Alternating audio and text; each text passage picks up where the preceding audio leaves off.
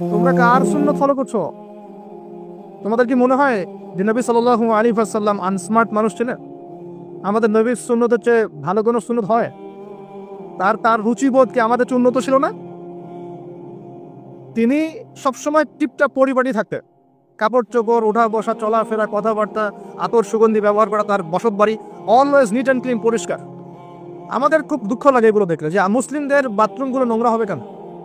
আর তুহুরু শাতরুল ইমানই তো বোঝাতে পারলাম। পবিত্রতা, নিট অ্যান্ড ক্লিন, চকচকা ঝকচকা থাকবে মুসলিমদের বাড়িঘর, এটা হলো পবিত্রতা, ইমানের একটা অংশ। ইমানের অর্ধেকই পবিত্রতা।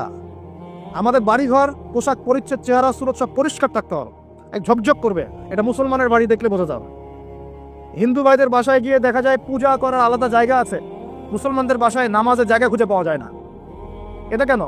মুসলিমদের বাসায় নামাজের জায়গা খুঁজতে হয়, নামাজ পড়ার জায়গা কোথায় দেখান?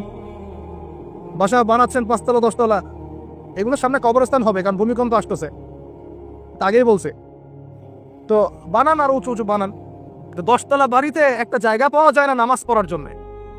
ড্রয়িং রুমে নামাজ পড়তে হয়, বেডরুমে নামাজ পড়তে হয়, বাথরুমের সামনে নামাজ পড়তে হয়। অথচ একটা ছোট্ট হিন্দু ভাইয়ের বাসায় গিয়ে দেখেন, তার ইবাদত, তাদের ইবাদত মানে তাদের ভাষায় বলছি, উপাসনা তাদের করা আলাদা জায়গা আছে। দেখেন নাই? তাহলে ধর্মকে কে বেশি শ্রদ্ধা করে? আমার কোনো ফিকির আছে নামাজ নিয়ে? বাড়িতে কাজের বুয়া থাকার জায়গা আছে, নামাজ পড়ার জায়গা।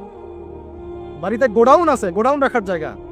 বাড়িতে টয়লেট আছে, 5টা 6টা টয়লেট, সব ইংলিশ, নামাজের জায়গা নেই। বাড়িঘর বানাবেন, আলাদা করে নামাজের জায়গা করবেন। আজকেই বাসায় গিয়ে বাসা ঠিক করবেন কোন জায়গায় নামাজের। ওই ঘরটা পরিষ্কার থাকবে, আরো বেশি পরিষ্কার থাকবে, আতর খুশবু দেওয়া থাকবে, ওখানে আগর আতর থাকবে, আগর তো জ্বালা না পড়া, একটা আধ্যাত্মিক পরিবেশ থাকবে, ঢুকলেই নামাজ পড়তে ইচ্ছা করবে। আর বাড়ি ঘরের টয়লেট হবে পরিষ্কার পরিচ্ছন্ন। আমাদের মুসলিম জাতি নিট অ্যান্ড ক্লিন, পরিষ্কার জাতি। আমরা সবসময় রাসূল সাল্লাল্লাহু আলাইহি ওয়াসাল্লামের মতো টিপটা পরিপাটি থাকবো ইনশাআল্লাহ। পারবো তো ইনশাআল্লাহ? আল্লাহ কবুল করুন, আমিন। রাতের বেলা অবশ্যই সূরা বাকারার শেষে 3 আয়াত পড়তেই হবে। পারা যাবে ইনশাআল্লাহ? নিজের উপর এটাকে ফরজ করে নিয়ে নেবেন। আল্লাহ পাক তার নবীকে ওয়াদা করেছেন, এই ওয়াদাটা খুব ভালো করে শোনেন। আল্লাহ পাক তার নবীকে একটা ওয়াদা করেছেন, হে নবী মুহাম্মদ সাল্লাল্লাহু আলাইহি ওয়াসাল্লাম, তোমার উম্মতের যে কোনো ব্যক্তি যদি আসমান জমিনের সমান গুনাহ নিয়ে আমার সামনে দাঁড়ায়, আসমান জমিন সমান গুনাহ মানে সুদ খাইছে, ঘুষ খাইছে, ধরেন দুর্নীতি করছে, আপনার জেনা করেছে, হ্যাঁ চুরি করেছে, ইত্যাদি ইত্যাদি, অনেক পাপ করেছে। হয়তো কিছু পাপের শাস্তি দুনিয়ায় পেয়েছে, কিছু শাস্তি মৌতের সময়, যন্ত্রণার সময় পেয়েছে, কিছু শাস্তি কবরে পেয়েছে, আবার কিছু শাস্তি হাসরের মাঠে পেয়েছে। এভাবে শাস্তি দেওয়া হবে ধাপে ধাপে, এবং এর মধ্য দিয়ে গুনাহগুলো মাফ হবে। আবার কিছু সময় আল্লাহ পাক পরীক্ষা করেছেন, জান দিয়ে, মাল দিয়ে, সম্পদের ক্ষতি দিয়ে। তো তোমার উম্মতের যে কোনো ব্যক্তি যত বড় পাপ নিয়ে আসুক না কেন, আসমান জমিন ভরায় ফেলুক পাপ দিয়ে, কিন্তু তার আমল নামায় যদি আমার সাথে শিরকের পাপ না থাকে, আমি তার সামনে আসমান জমিন সমান ক্ষমা নিয়ে হাজির হব ইনশাআল্লাহ। মানে আল্লাহ মাফ করে দিবেন। তাহলে প্রিয় ভাই, শিখলাম যে আমাদের আমল নামাকে শিরক মুক্ত করতে হবে। রাজি আছেন ইনশাআল্লাহ? যত রকম শিরক আছে, চিন্তার শিরক, আপনার কাজের শিরক, কথার শিরক, সমস্ত শিরক ত্যাগ করতে হবে। আমাদের রবকে, খাওয়ানকে, সন্তান দেনকে, বাঁচানকে, মারেনকে, রিজিকের মালিককে, ভালো মন্দের মালিককে, ইহকাল পরকালে কল্যাণের মালিককে, আমার ইবাদত পাওয়ার যোগ্যকে, আমার ভালোবাসা পাওয়ার যোগ্যকে, আমি ভয় করব কাকে, আমি শ্রদ্ধা করব কাকে, আমি সবচেয়ে বেশি সম্মান করব কাকে, আমি কার জন্য বাঁচবো, কার জন্য মরবো, কার জন্য জীবন উৎসর্গ করব, সব কার জন্য হবে। ব্যাস এই যথেষ্ট। লা ইলাহা ইল্লাল্লাহ এর মানে এটা, মানে হচ্ছে আল্লাহ বাকি সবকিছু, আল্লাহ ছাড়া কিছুই না, আল্লাহর জন্যই সবকিছু। লা ইলাহা ইল্লাল্লাহ আমরা ক্ষেত্র বিশেষে মানি। এখন যেমন দেখাচ্ছি, মসজিদে গিয়েছি, এখানে মাশাআল্লাহ লা ইলাহা ইল্লাল্লাহ মানছি। ঠিক আমি ব্যবসা করতে চলে গেলাম, ওখানে গিয়ে মাপে কম দেওয়া শুরু করলাম, আমার মনে হচ্ছে আল্লাহ আমাকে এখন দেখছেন না। তার মানে ব্যবসায় লা ইলাহা ইল্লাল্লাহ নাই, মসজিদে আছে। এরকম হয় না? আবার একজন চাকরি করতে গিয়েছে, টেবিলের নিচ দিয়ে ঘুষ নিচ্ছে, ওর মনে হয় এখানে হয়তো লা ইলাহা ইল্লাল্লাহ নাই। আবার একজন সুদ খাচ্ছে অর্থনৈতিক জীবনে গিয়ে, তার ধারণা এখানে আল্লাহ পাক তাকে ধরবেন না, এটা দুনিয়ার বিষয়, আর মসজিদটা হচ্ছে আখিরাতের বিষয়। আমরা ইসলামটাকে এরকম ভাগ করে ফেলেছি। কেউ পলিটিক্স করতে আসছে, তার মনে হয় যে এখানে লা ইলাহা ইল্লাল্লাহের দরকার নাই, এখানে আমি যা ভালো বুঝি তাই, সমাজের নিয়ম করুন, আমি যেমন করবো তেমন, আল্লাহর বিধান পরে দেখা যাবে। ওই যুগে চলতে, এই যুগে চলে না, এমন চিন্তা এখন মানুষের। এমন চিন্তা না? শিক্ষা অর্জন করতে গিয়েছেন, এখানে লা ইলাহা ইল্লাল্লাহ দরকার না, লা ইলাহা ইল্লাল্লাহ মসজিদে হবে, মাদ্রাসা হবে, চিন্তাটা এমন এখন। অথচ জীবনের প্রতিটা ক্ষেত্রে লা ইলাহা ইল্লাল্লাহ বাস্তবায়ন না করা পর্যন্ত কেউ মুমিন মুসলিম হতে পারবেও না। ইবাদত করছি, এখানে যেমন আল্লাহ ছাড়া কোনো ইলাহ নাই, অর্থনৈতিক জীবনেও আল্লাহ ছাড়া কোনো ইলাহ নাই। ঠিক একইভাবে শিক্ষা জীবনেও আল্লাহ ছাড়া কোনো ইলাহ নাই, আমার পারিবারিক জীবনেও আল্লাহ ছাড়া কোনো ইলাহ নাই, আমার পলিটিক্যাল লাইফেও আল্লাহ ছাড়া কোনো ইলাহ নাই। এর নাম লা ইলাহা ইল্লাল্লাহ। এই হলো বিষয়। একটা কথা প্রাসঙ্গিক এসেই যায়, মুহাম্মদুর রাসূলুল্লাহ তাহলে কি? মুহাম্মদুর রাসূলুল্লাহ হচ্ছে জীবনের প্রতিটা ক্ষেত্রেই এই একমাত্র ব্যক্তি আমার আদর্শ। উনি ছাড়া আমি কাউকে আদর্শ রূপে গ্রহণ করতে পারি না। এই হলো মুহাম্মদুর রাসূলুল্লাহ। চেহারা থেকে শুরু হবে, আমার চেহারা হবে তার মতো, চুল দাড়ি তার মতো, পোশাক আশাক তার মতো, আমার বাড়িঘর তার মতো। বাড়িঘর তার মতো বলতে তার রুচিবোধ, তার সুন্নত অনুযায়ী। নবী সাল্লাল্লাহু আলাইহি ওয়াসাল্লামের মাটির বাড়ি, আপনি চাইলে ইট পাথরের করতে পারেন, কোনো সমস্যা তো না, কিন্তু সেই বাড়িতে নবীর সুন্নত ছাড়া অন্য কোনো সুন্নত চলবে না। চলবে? আচ্ছা, আপনার পরিবার, এটা হবে মুহাম্মদ সাল্লাল্লাহু আলাইহি ওয়াসাল্লামের আদর্শে। শিক্ষার জীবন রাসূলের আদর্শে, ব্যবসায়ী জীবন রাসূলের আদর্শে, চাকরি করতে গিয়েছেন তার আদর্শ মেনে চলতে হবে, সমাজনীতি পরিচালনা করছেন তার আদর্শ মানতে হবে, মানতে আপনি বাধ্য। আপনি আরো বড় দায়িত্ব পেয়েছেন, বিশ্ব নেতা হয়েছেন, তখন বিশ্বটাকে চালাতে হবে তার সুন্নত মতো, আপনি তখন বাধ্য এটা করতে। যদি না করেন তাহলে মুহাম্মদুর রাসূলুল্লাহ ওই জায়গায় নাই। মুহাম্মদুর রাসূলুল্লাহ কি দাড়ির মধ্যে খালি, খাওয়ার পরে মিষ্টি খাওয়ার মধ্যে, সিন্নি খাওয়ার মধ্যেই মুহাম্মদুর রাসূলুল্লাহ, নাকি জীবনের সব ক্ষেত্রেই মুহাম্মদুর রাসূলুল্লাহ থাকবে? এই আকীদা ক্লিয়ার করতে হবে। হ্যাঁ, আমি জানি, এখন আমি আমার মন্তব্য বলছি, আমি জানি যে একজন মানুষের পক্ষে সবকিছু আমল করা একই সময় একই সাথে কঠিন, সম্ভব না। আর এই বিশ্বটা আসলেই সম্ভব না, কিন্তু আমাদের চেষ্টা থাকবে না? চেষ্টা করতে হবে কিনা? আমরা আজকে থেকে নিয়াত করি যে আমরা জীবনের প্রতিটা ক্ষেত্রেই লা ইলাহা ইল্লাল্লাহ মানব চাও, এবং জীবনের প্রতিটা ক্ষেত্রেই মুহাম্মদুর রাসূলুল্লাহ বাস্তবায়নের চেষ্টা করবে চাও। আল্লাহ পাক আমাদের সবাইকে কবুল করুন বলি আমিন। আল্লাহ পাক সবাইকে তৌফিক দান করুন। শুআয়ব আলাইহিস সালামের কওম এই শিরকের পাপের মধ্যে লিপ্ত ছিল। আমি কি শিরক বোঝাতে পেরেছি ভাই? কিছু তাহলে পেরেছেন তো? একটা কিছু এরকম বই পাওয়া যায় বাজারে, আকীদা সংক্রান্ত, আকীদা তাহাবিয়া, আল ওয়াসাতিয়া, এরকম কিছু বই আছে। কোরআন সুন্নাহর আলোকে বিশুদ্ধ আকীদা, তারপর শিরক কি ও কেন, কিতাবুত তাওহীদ, এরকম কিছু বই পাওয়া যায়। এগুলো কিনলে আপনি শিরকের বিভিন্ন ক্যাটাগরিজগুলো জানতে পারবেন, কিভাবে শিরক হতে পারে। অনেক ভাই আছেন না, নামাজ পড়ে না, সবাইকে নামাজের দাওয়াত দিচ্ছে আমরা। আল্লাহ পাক আমাদের সবাইকে 5 ওয়াক্ত নামাজ জামাতে পড়ার তৌফিক দান। সফরে আছেন, মুসাফির আছেন, আপনার জন্য ওজর আছে, কিন্তু নরমালি মুকিম অবস্থায় জামাত ধরার চেষ্টা করতে হবে। আল্লাহ পাক তৌফিক এনায়েত করুন। এবং আমাদের বাড়ি ঘরের চাইতে মসজিদগুলো হবে সুন্দর, বড়, ঝকঝকা, নিট অ্যান্ড ক্লিন। আর এত বেশি মসজিদের দরকার নাই। আমরা একটা খেয়াল করি কি, একটা এলাকার মধ্যেই 10-20টা মসজিদ, দেখেন নাই? মসজিদের সংখ্যা কমায়, মসজিদ বড় করেন যাতে সমাজটা বড় হয়। এভাবে সমাজ ভাগ হয়ে গেছে। আপনার টাকা আছে, বাসার সামনে একটা মসজিদ করছে, আরেক ভাই তার বাসার সামনে একটা করছে, আরেক ভাই তার বাসার সামনে, এখানে 10 জন নামাজ পড়ে, ওখানে 15 জন, এখানে 20 জন। যদি একটা থাকতো, সবাই এসে নামাজ পড়তো, এখানে লোক হইতো 100 জন। কোনটা ভালো? এই ইউনিটিটা ভালো। নামাজের জামাতের নামাজ আমাদেরকে ঐক্য শিখায়। কি শিখায়? ঐক্য শিখায়। আমরা এভাবে ভাগ করে ফেলছি। অনেক সময় দুঃখজনক দেখা যায় কিছু মাসআলাগত কারণেও মসজিদ ভাগ করে ফেলে মানুষ। আমি এই মাসলাকের মানুষ, আমি এই মাসআলা মানি, আমি এই তরিকার মানুষ, মসজিদ ভাগ, সেইভাবে নামাজ পড়ে, সেইভাবে পড়ে। এগুলো কি উম্মার উপকার হচ্ছে? দূরদর্শিতা কাকে বলে? দূরদর্শিতা এই বিষয়টাকে বলে, ধরেন ইহুদি, খ্রিস্টান, কাফের, মুশরিক, মুনাফিকদের সাথে মুসলিমদের একটা সংঘর্ষ হচ্ছে, তখন যে মুসলিম ভাই আপনাকে গালি দিয়েছিল তার সাথে কাঁধে কাঁধ মিলিয়ে আপনাকে লড়তে হবে। এর নাম দূরদর্শিতা। বুঝতে পারছেন না কথা? যে মুসলিম ভাই আপনাকে গালি দিয়েছে বা যার সাথে আপনার একটু মনোমালিন্য হয়েছে, সেই মুসলিম ভাইকেও আপন করে নিয়ে প্রকৃত শত্রুদেরকে ডিফেন্ড করার নাম হচ্ছে ইসলাম। বুঝতে পারেননি? এটা খেয়াল করবেন। মসজিদ ভাগ করতে যাবেন না। আর মসজিদের বিষয়ে আমি একটা কথা বলি যে মসজিদগুলোকে আলাদা করে নিয়ে উম্মার ঐক্যগুলোকে নষ্ট করেন না। আল্লাহর ওয়াস্তে সবাই ভাই ভাই হয়ে যান। আমাদের মধ্যে অনেক ভেদাভেদ থাকতে পারে, আকীদাগত কিছু, মাযহাবগত, মানহাজগত, তরিকাগত কিছু ভেদাভেদ থাকতে পারে, মানে এটা কিন্তু শুরু থেকেই ছিল, তাই বলে কিন্তু আমরা আলাদা হয়ে যাই নাই।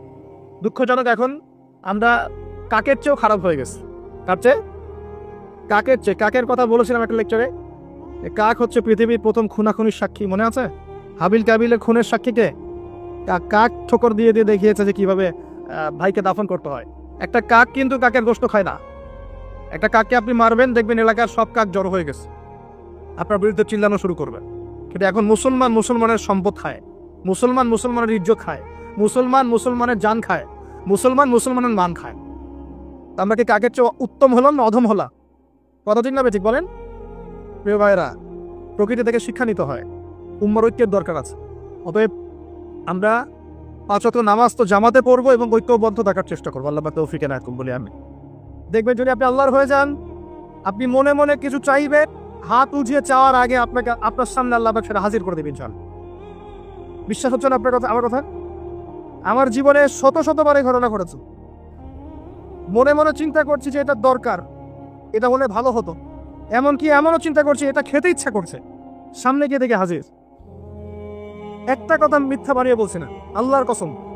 এমনও হয়েছে যে আমি মনে মনে চিন্তা করেছি যে এটা খেতে ইচ্ছা করছে, খেতে পারলে ভালো লাগতো, যেখানে গিয়েছি দেখি সেই বাড়ির মালিক সেটা সার্ভ করেছে। এমন একটা ঘটনা আপনাকে বলি যে আমি এক জায়গায় যাচ্ছি, জিজ্ঞাসা করছি যে কি রান্না করছো, বলছে খিচুড়ি রান্না করছে। ঠিক আছে, খুব খুশি, খিচুড়ি খাবো, বাসায় কি। কোন একটা কারণে রাস্তায় আমার একটা বিপদ হলো। বিপদ হওয়ার পরে আমি বাসায় যেতে পারলাম না, কোন একটা জায়গায় আমাকে থাকতে হলো অল্প সময়। সেখানে আমার পরিচিত তিনি ভাই, সে আমাকে বলছে কিছু খেয়ে নেন। ঠিক আছে, কি আছে নিয়ে আসা। খাবার নিয়ে আসা হলো, দেখলাম খিচুড়ি। কথা কি বুঝতে পারছেন? দেখে আবার চোখ দিয়ে এক ফোঁটা পানি পড়লো খাবারের উপরে। যে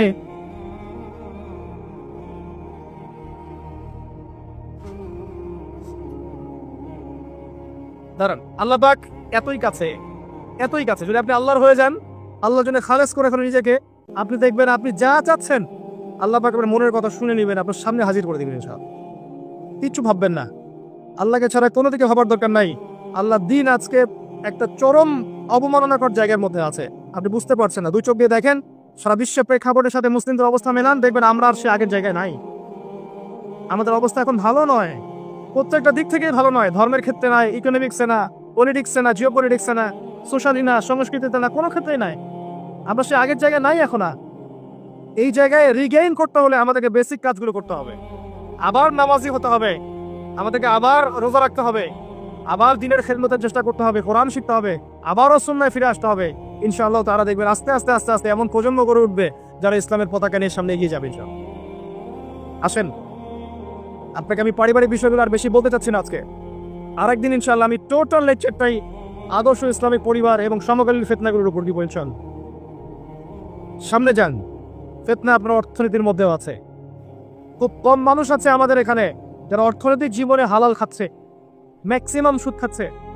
অনেকেই ঘুষ খাচ্ছি আমরা, অনেকে দুর্নীতি করছে, অনেকে ঠকবাজি করছি, অনেকে মানুষের হক নষ্ট করছি, করছি না?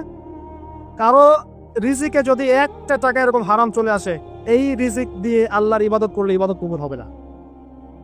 খুব সাবধান। নবীজি আগেই বলেছিলেন সাল্লাল্লাহু আলাইহি ওয়াসাল্লাম, যে সুদ খায়, যে সুদ দেয়, যে সাক্ষী থাকে, যে লিখে রাখে, সবাই সমান অপরাধী, দিব্যি আমরা খাচ্ছি। নবীজি বলেছিলেন সাল্লাল্লাহু আলাইহি ওয়াসাল্লাম, যেটা মায়ের সাথে জেনা করার মতো অপরাধ এবং আল্লাহ এবং তার রাসূলের সাথে যুদ্ধ করার মতো অপরাধ, দিব্যি আমরা খাচ্ছি, দিব্যি খাচ্ছি, পরোয়া নাই কোনো। এক দিরহাম সুদ খেলে নবীজি বলেছেন সাল্লাল্লাহু আলাইহি ওয়াসাল্লাম 36 বার জেনার পাপ হয়, 36 বার, দিব্যি খাচ্ছি, কোনো পরোয়া নাই। তবে আলহামদুলিল্লাহ এখন এই কথাগুলো শুনে অনেক মানুষ সুদি কারবার থেকে সরে এসেছেন, আমি জানি। আমি দোয়া করি মন থেকে আল্লাহ পাক তাদেরকে বেহিসাব রিজিক দান করুন। রিজিকের মালিক কে ভাই? আমি যদি মনে করি যে আমি সুদি কারবার না ছাড়লে আমার রিজিক কমে যাবে, তাহলে আমি মনে করছি রিজিকের মালিক আমি নিজেই, তাই নয় কি? আল্লাহর উপর তাওয়াক্কুল করে ছেড়ে দিয়ে দেখেন, আল্লাহ পাক আপনার জন্য আসমান জমিনের বরকতের দরজা খুলে দেবেন ইনশাআল্লাহ। বিশ্বাস করছেন আমার কথা? রিজিক কার হাতে?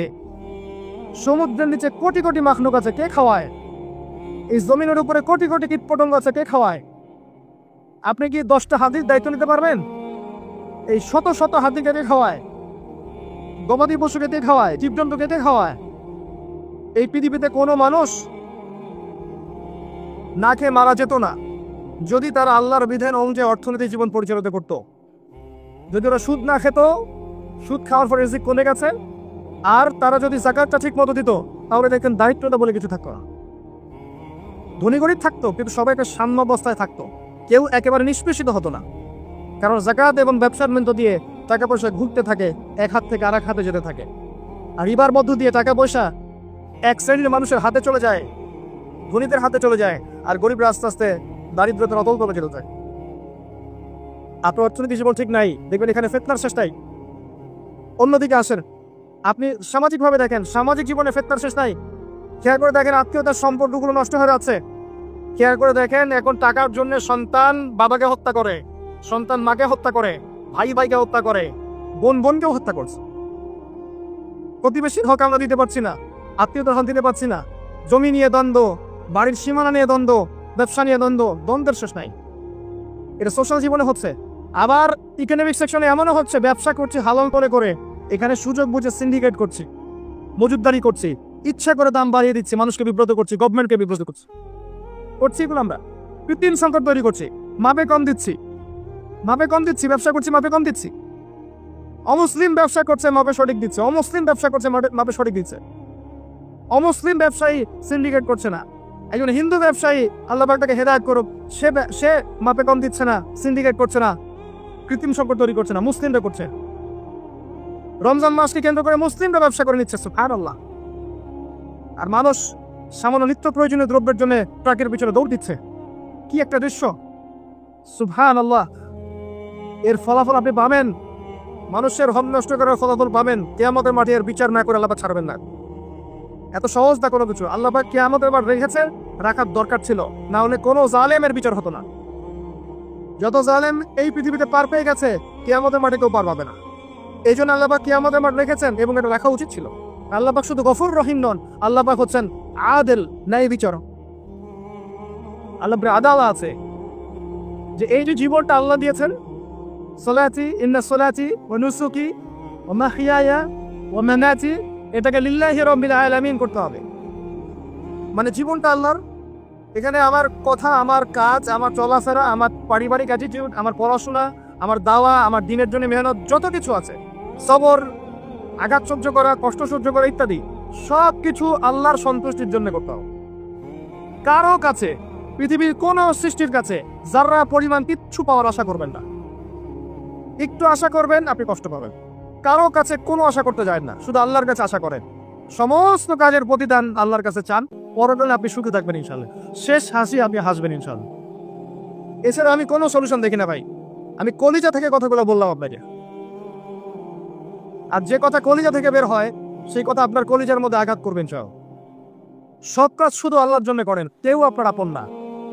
আল্লাহ ছাড়া কেউ আপনার আপন নয়।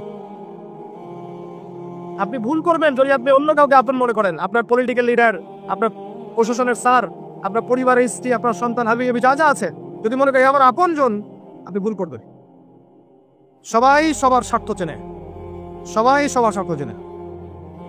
শুধু আল্লাহ আপনাকে নিঃস্বার্থভাবে ভালোবাসেন, আল্লাহ পাক স্বার্থ চান না। সারাটা জীবন পাপ করে থাকলেও একটা বার দাঁড়িয়ে খালি বলেন আল্লাহ আস্তাগফিরুল্লাহ ওয়া আতুবু ইলাইহি, মন থেকে বলেন আল্লাহ আমি ভুল করেছি, আল্লাহকে মাফ করুন। এর মুহূর্তের মধ্যে আল্লাহ পাক আপনার সমস্ত গুনাহগুলোকে নেকিতে পরিবর্তন করে দিবেন ইনশাআল্লাহ। আল্লাহ ছাড়া কেউ নাই আপন। আল্লাহর জন্য খালেস করে ফেলেন নিজেকে, তার দিনের জন্য চেষ্টা করেন। তার দিন আজকে অবহেলিত, তার দিন আজকে অপদস্থ। সারা বিশ্বের বুকে আজকে মুসলিমরা নির্যাতিত, নিপীড়িত। দিনকে এগিয়ে নেওয়ার জন্য কিছু করেন। আপনার ক্ষুদ্র ক্ষুদ্র প্রচেষ্টা ইনশাআল্লাহ আগামী দিন ইসলামের বড় বিজয় নিয়ে আসবে। দিনের জন্য খালাস করে ফেলেন নিজেকে। আপনার সময় আছে এখন, জ্ঞান অর্জন করেন, পড়াশোনা করেন, আলেম ওলামার কাছে গিয়ে ক্লাসিক্যাল বইগুলো পড়েন, প্রজেক্ট রেডি করেন, দাওয়াতি কাজ করেন, বই লিখেন, বক্তব্য দেন, দিনের জন্য করেন। আপনাকে আপনার দুনিয়া আল্লাহ গুছিয়ে দিবেন ইনশাআল্লাহ, দুনিয়া আল্লাহ গুছিয়ে দিবেন ইনশাআল্লাহ। আপনি দিনের জন্য খালাস করে ফেলেন নিজেকে, আল্লাহ দিনের হয়ে যান। এবং দুনিয়া যে কাজগুলো করবেন শুধু আল্লাহ সন্তুষ্টির জন্য করবেন, কারো কাছে কিচ্ছু পাওয়ার আশা করবেন না। দেখবেন ইনশাআল্লাহ আপনি সুখে থাকবেন। একটা পর্যায়ে গিয়ে নূহ আলাইহিস সালামকে বলতে হয়েছে রব্বি আন্নী মাগলুবুন ফান্তাসির। আল্লাহ 950 বছর দাওয়াত দিলাম, মানুষ কথা শোনে না, মানুষ শোনেই না।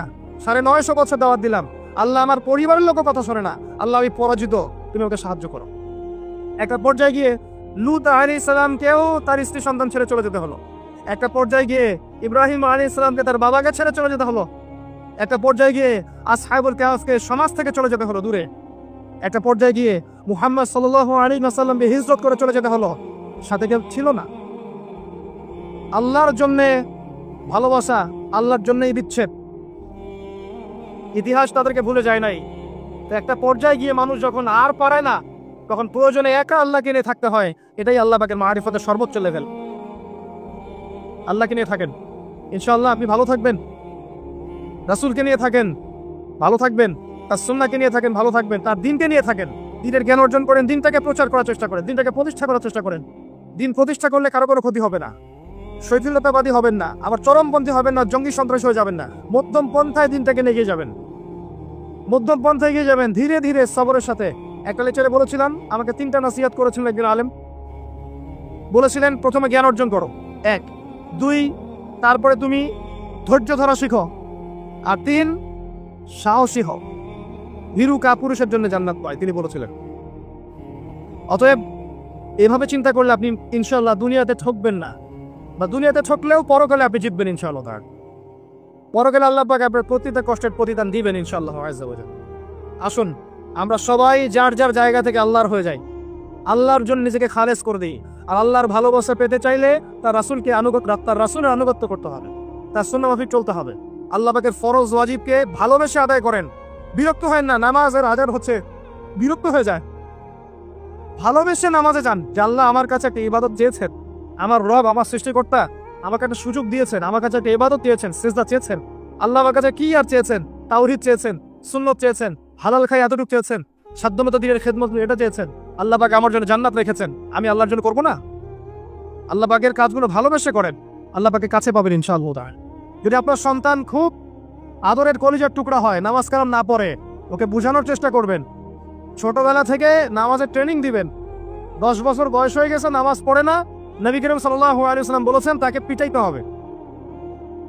আল্লাহর নবী মুহাম্মদ সাল্লাল্লাহু আলাইহি ওয়াসাল্লাম কি দয়ালু মানুষ ছিলেন না কঠোর? বলেন। সেই দয়ালু মানুষটা তিনি বলছেন 7 বছর বয়সে সন্তানকে নামাজের আদেশ করবে, আর 10 বছর হয়ে গেছে নামাজ পড়ে না, ওকে পিটাবে। নবী করিম সাল্লাল্লাহু আলাইহি ওয়াসাল্লাম কি এখানে কঠোর হয়ে গেলেন? কেন এত তাকিদটা কেন? কারণ আল্লাহর নবী সাল্লাল্লাহু আলাইহি ওয়াসাল্লাম বলেছেন, মান তারাকা সালাতা মুতাআম্মিদান ফাকাদ কাফার। কেউ যদি ইচ্ছাকৃতভাবে নামাজটা ছেড়ে দেয় বা নামাজ অস্বীকার করে, সে ব্যক্তি কুফরি করলো। কি করলো? কুফরি করলে কেউ মুমিন থাকে? আচ্ছা, এখন দেখেন পরিস্থিতি, দেখেন মুসলিমদের মধ্য থেকে ব্যক্তি জীবন থেকে নামাজ কিন্তু চলে যাচ্ছে। বেশিরভাগ মানুষ নামাজ পড়ছে না। অতএব প্রথম মেহনত হওয়া কিসের উচিত? নামাজের। আজকের এই লেকচার কানে চলে যাওয়ার পর নামাজ ছাড়বেন? একটা হাদিস মনে রাখবেন, যে ব্যক্তি 1 ওয়াক্ত নামাজ ইচ্ছা করে ছেড়ে দিল, নামাজ পড়বো না, আমার পড়লেও হয় না পড়লেও হয়, ফাকাদ কাফারা, সে ব্যক্তি কুফরি করলো। আল্লাহর বান্দা আর কুফর শিরকের মধ্যে পার্থক্য নামাজ। আর পাক্কা নামাজি কারা এটা জানার জন্য আমাদের 2টা সময়ের দিকে খেয়াল রাখতে হবে। কয়টা সময় ভাই? 1 ফজর, আরেকটা হচ্ছে এশা। এই 2 ওয়াক্তে দেখবেন মসজিদে কারা কারা আসে, তারাই হচ্ছে আল্লাহর জমিনের সবচেয়ে শ্রেষ্ঠ মানুষ। যারা ফজর আর এশার নামাজ জামাতে আদায় করে, এরা নিঃসন্দেহে মুনাফিক না, আলহামদুলিল্লাহ। কারণ আল্লাহ নবী বলেছেন, বলেন সাল্লাল্লাহু আলাইহি ওয়াসাল্লাম, মুনাফিকদের উপরে সবচেয়ে ভারী নামাজ হচ্ছে 2টা। কয়টা? 1 হচ্ছে ফজর, আর একটা কি?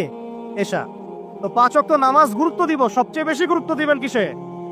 ফজর এবং এশা। এই ফরজ নামাজ যখন আপনি ঠিকঠাক পড়বেন, এখন মুসলমানের খাতায় নাম আছে, নামাজ ঠিকঠাক নাই, মুসলমানের খাতায় নাম নাই তো। আর কিয়ামতের মাঠে সবার আগে কিসের হিসাব হবে ভাই? নামাজে। যার নামাজ ঠিকঠাক থাকবে তার বাকি হিসাব ওকে, কোনো সমস্যা নাই। আর যার নামাজ ঠিকঠাক নাই তার বাকি হিসাব ধরা খাবে, হবে না? একজন ব্যক্তি মনে করেন অনেক দান সৎকার করেছে, হজ উমরা করেছে, ইত্যাদি ইত্যাদি, নামাজ নাই, কি হবে? ধরা খাবে না? আল্লাহ পাক আমাদের সবাইকে, আমাকে আপনাদের সবাইকে 5 ওয়াক্ত নামাজি হওয়ার তৌফিক দান করবেন, আমিন। আমাদের মা বোন যারা আছে, আমাদের এখানে যুবক ভাই যারা আছে, আমরা সবার প্রতি নসিহত করব, আজকে থেকে নামাজ ছাড়বেন না, ঠিক আছে ইনশাআল্লাহ? আল্লাহ পাক তৌফিক এনায়েত করুন, আমিন।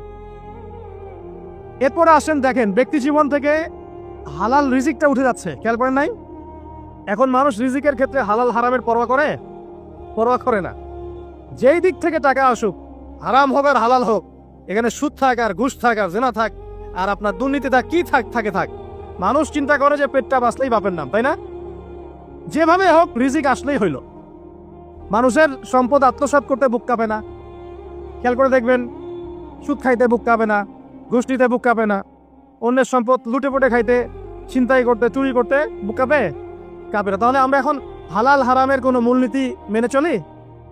আল্লাহ পাক আমাদেরকে বোঝার তৌফিক দান করুন যে হারাম রিজিক যদি আপনার আমল নামায় থাকে, রিজিকটা আপনার পেটে যায়, সেই রিজিক দিয়ে ইবাদত কবুল হবে না, এর উপর কোনো কথা নাই। যতই ঘুরাই ফিরাই ব্যাখ্যা করা হোক না কেন, রিজিক যদি হারাম হয় ইবাদত কবুল হচ্ছে না। দোয়া কবুল হবে? নামাজ কবুল হবে? দান সদকা কবুল হবে? তাহলে ব্যক্তি জীবনে ইবাদত কবুল করানোর জন্য হারাম রিজিক ত্যাগ করার দরকার আছে না ভাই, নাকি নাই? তাহলে এখন থেকে আমরা হালাল খাবো না হারাম খাবো? যদি আপনি অন্যের সম্পদ নিয়ে থাকেন আজকেই পরিশোধ করে দিবেন। যদি কারো সম্পদ আত্মসাৎ করে থাকেন দিয়ে দিবেন। যদি ঘুষ নিয়ে থাকেন ফেরত দিবেন। আপনার বোনের সম্পত্তি আত্মসাৎ করে থাকেন ফেরত দিতে হবে। রিজিক যতক্ষণ পর্যন্ত হালাল হচ্ছে না ততক্ষণ পর্যন্ত ইবাদত কবুল হচ্ছে না। আল্লাহ পাক আমাদের সবাইকে বোঝার তৌফিক দান করুন, আমিন।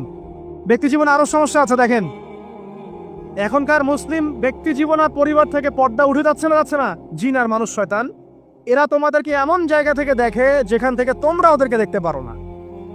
মানে শয়তান আপনাকে দেখছে। অতএব আদম সন্তানকে আল্লাহ পাক বলছেন, দেখো তোমাদের বাপ মাকে শয়তান কিন্তু জান্নাতে নগ্ন করে দিয়েছিল। দুনিয়াতে তোমরা যাচ্ছ, যাও, এখানে খেয়াল রেখো শয়তান যেন তোমাদেরকে ফিতনায় ফেলতে না পারে। তাহলে এখন আপনিই বলেন, দুনিয়াতে যে বা যারাই আমাদের কাপড় খুলে ফেলার সংস্কৃতি চালু করছে এরা কার এজেন্ট বলেন? আর এটা কি নতুন কথা? নবী সাল্লাল্লাহু আলাইহি ওয়াসাল্লাম বলেছেন, শেষ জামানায় ছেলেরা মেয়েদের পোশাক পরবে আর মেয়েরা ছেলেদের পোশাক পরবে। হাদিসটা বানিয়ে বললাম। দেখেন, শেষ জামানায় মেয়েরা ছেলেদের পোশাক পরবে আর ছেলেরা মেয়েদের পোশাক পরবে। নবীজি আরো বলেছেন, শেষ জামানায় এমন এক শ্রেণীর মেয়ে আসবে, লা মারাহুমা, আমি ওদেরকে দেখি নাই, নিসাউন কাসিয়াতুন আরিয়া, এমন সব মহিলা যারা কাপড় পরবে কিন্তু নগ্ন থাকবে। ব্যাখ্যা করতে হবে? ব্যাখ্যা করার দরকার আছে? মানুষ কাপড় পরেও কেমন করে নগ্ন থাকতে পারে ব্যাখ্যা করতে হবে। মুমিলাতুন নাইলাত, এরা নিজেরাও অন্যকে আকৃষ্ট করবে, নিজেরাও অন্যের দিকে আকৃষ্ট হবে, ব্যাখ্যা করতে হবে। আল্লাহর রাসূল সাল্লাল্লাহু আলাইহি ওয়াসাল্লাম একটা মূলনীতি দিয়েছেন। আপনি পুরুষ হলে আপনার সতর হবে নাভির উপর থেকে হাঁটুর নিচ পর্যন্ত, ঠিক আছে? এই সতর ঢেকে রাখা আপনার জন্য সবসময় ফরজ। এখন এর উপরে আপনি তাকওয়ার পোশাক পরবেন, ঢিলেঢালা পোশাক পরবেন, লম্বা চওড়া পোশাক পরবেন, যে পোশাক পরলে আপনি শালীনতা আপনার বজায় থাকে, এটা আপনি পুরুষ হিসেবে। এরপর আপনি টুপি, পাগড়ি, জুব্বা, দাড়ি সব রাখবেন, ইসলামিক সুন্নাহ। আর যদি আপনি মেয়ে হয়ে থাকেন, আমার বোন হন, আমার মা হন, আমার খালা, মামি, চাচি যেই হন, আপনাদের জন্য নবী সাল্লাল্লাহু আলাইহি ওয়াসাল্লাম বলেছেন 4টা মূলনীতি ফলো করতে হবে। কয়টা মূলনীতি? 4টা, খুব সংক্ষেপে বলছে। 1, আপনার পোশাক এত আঁটো হবে না যাতে আপনার গায়ের কাঠামো বোঝা যায়। দেখাচ্ছি, এই যে আমার হাত কত মোটা কি দেখা যায়? বোঝা যাচ্ছে আমার হাত কত মোটা, আমার মাসল কত মোটা বোঝা যাচ্ছে? যদি আমি এরকম পোশাকটা পরতাম বোঝা যায়? এটা নিষেধ। এটা আপনাকে নবী সাল্লাল্লাহু আলাইহি ওয়াসাল্লাম নিষেধ করেছেন, এরকম আঁটো পোশাক করবে না। কাকে বলেছেন? আমাদের মাদেরকে, আমাদের বোনদেরকে, আমাদের মেয়েদেরকে। এটা তাদের প্রতি তো যেমন ফরজ, অবশ্যই আমাদের প্রতিও তো। আমরাও কি এত আঁটো পরবো না। 2, নবীজি বলেছেন এমন পোশাক পরবে না যেই পোশাক পরলে বাহির থেকে ভিতরের অঙ্গ দেখা যায়। আমার এই কাপড় দিয়ে কি ভিতরের গায়ের স্কিন দেখা যাচ্ছে? যদি এটা পাতলা হতো দেখা যেত না? ঢিলেঢালাও যদি পোশাক হয় কিন্তু পাতলা হয় যে ভিতরটা দেখা যায়, এটাও হারাম, করা যাবে না। মেয়েদের বোরখাও যদি হয় একদম ঢিলেঢালা বোরখা কিন্তু ভিতরের অঙ্গ দেখা যাচ্ছে, করা যাবে? তাহলে এটা নবী সাল্লাল্লাহু আলাইহি ওয়াসাল্লামের দ্বিতীয় মূলনীতি দেয়া। 3 নাম্বার কি বললেন? 3 নাম্বার হচ্ছে কোনো পুরুষ কোনো মহিলার পোশাক পরতে পারবে না, কোনো মহিলা কোনো পুরুষের পোশাক পরতে পারবে না। আপনি কি ম্যাক্সি পরে ঘুরবেন? আপনার রুচি কুলাবে? তাহলে একটা মেয়ে কেমন করে গেঞ্জি পরে ঘুরতে পারে? একটা পুরুষ হিসেবেও তো আপনার খালি গায়ে ঘুরতে লজ্জা লাগে না? তো একটা মেয়ে মানুষ কিভাবে খালি গায়ে ঘুরতে পারে? তাহলে মনে করেন কোথায় আমাদের শালীনতার জায়গা চলে আসছে। ওই যে একটা হাদিস আছে, নবীজি বলেছেন, যদি তোমার মধ্যে লজ্জা না থাকে তোমার দ্বারা যে কোনো পাপ করা সম্ভব। যদি তোমার মধ্যে লজ্জা না থাকে তোমার দ্বারা যে কোনো পাপ করা কি সম্ভব। এটা 3 নাম্বার। 4 নাম্বার, যে অমুসলিম যারা, তাদের ধর্মীয় কৃষ্টি কালচারের সাথে সাদৃশ্য আছে এমন কোনো পোশাক মুসলিমদের পরা যাবে না। আপনি ক্রুশের পোশাক পরতে পারবেন? এই মূলনীতিগুলো ফলো করে আপনাকে চলতে হবে। আল্লাহ পাক তৌফিক ইনায়েত করুন, আমিন। প্রথম নসিহত করেছি যে 5 ওয়াক্ত নামাজ যেন আমাদের না ছুটে যায়। পারা যাবেন ইনশাল্লাহ ভাই? ওয়াদা করেন আজকে থেকে 5 ওয়াক্ত নামাজ ছাড়বেন না, ওয়াদা করেন, বলেন ইনশাআল্লাহ। হে আল্লাহ, আমরা তওবা করছি, জীবনে যত নামাজ ছেড়েছি তার জন্য আমরা তোমার কাছে ইস্তেগফার করছি।